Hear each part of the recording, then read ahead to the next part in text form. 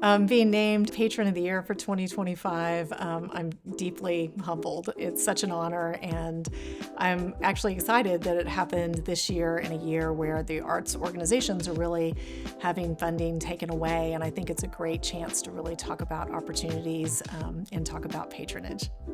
My love for the arts really began about 15 years ago. I started my career as a bond analyst. I've always been an analytical person, and I did a lot of volunteer work for an organization called the CFA Institute. And I was in a gallery, and I saw this fabulous contemporary watercolor by a female artist, and I bought the work, and that really started my love for collecting. So I am a minority in my industry, so women as a percentage of portfolio managers is less than 20% of the industry globally. And I think it's really important to give everyone a platform in which they have a voice. It's really been getting to know the artists, understanding what their message is. I think it's really important to develop empathy, and that's really been my governing principle.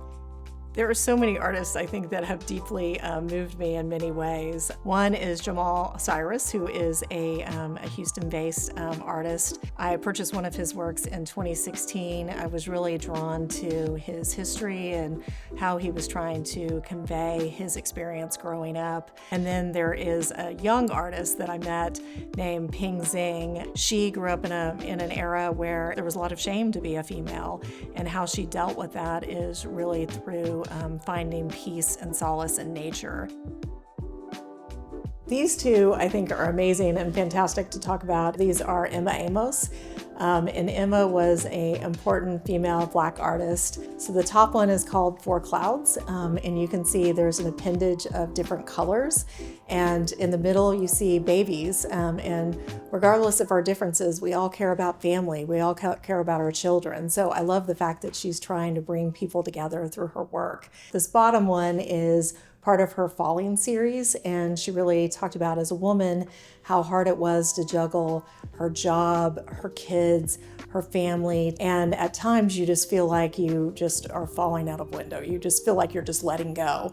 But if you look at the faces of the people, none of them are in distress. And so she talks about, even though you fall at times, your tribe is always there to catch you. Advice I would give to somebody young is, number one, you will not make any mistakes. I've had a lot of people ask me, do you think this is a good idea? How do you go about doing X, Y, Z?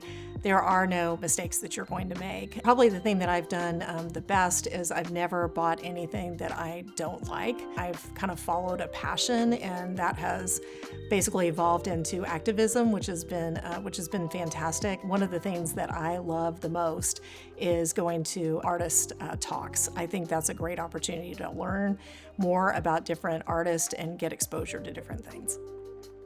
I'm definitely drawn to artists who have recreated environments where women really excel. If you look at work by Summer Wheat, for example, she started her series really working with beekeepers, and beekeepers were a very important profession back in the 1800s that only men have. And so she's kind of recreated women in traditionally male roles. Art League is a perfect example of what needs to be supported in this day and age. I think art is one of the perfect mediums to pull people together and to be able to have constructive conversations about a variety of things. We need to build more empathy. We need to build more understanding globally.